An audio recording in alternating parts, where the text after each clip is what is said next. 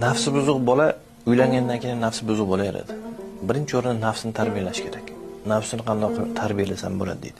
Inson o'zini nafsini tarbiyalay olmasa ekan, uylangandan keyin ham tarbiyalay olmaydi. Ya'ni nafs qanday tarbiyalanadi? Masalan, deylik, telefoningizda qandaydir fash narsa chiqib qolsa, o'tkazib yuborasiz yoki o'sha akkauntni bloklaysiz.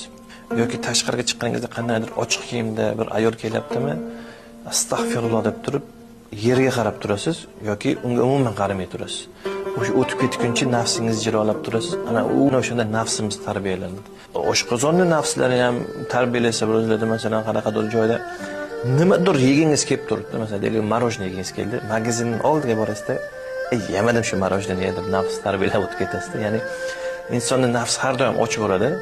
Nima tomonlama bo'lsa ham uni yengishga harakat qilish kerak. Har doim ham istagan narsamizni darrov qilishimiz kerak emas. Nafsimiz ko'rib turishimiz kerak. Shuni istadimmi, uni yeyman, buni yeyman dedimmi, oxirida shuni ham yegiz kelyaptimi, yo to'xtab, men nafsimga ham tegib turay, nafsimni tarbiyalashim kerak. Inson har doim aqlida bo'lsinki, men nafsimni tarbiyalayapman deb turib yashash kerak. O'shanda nafsimiz tarbiyali bo'lsa, hayotimiz ham ochiq ko'z bo'lmaymiz. Ya'ni chiroyli o'tkazishga harakat qilamiz.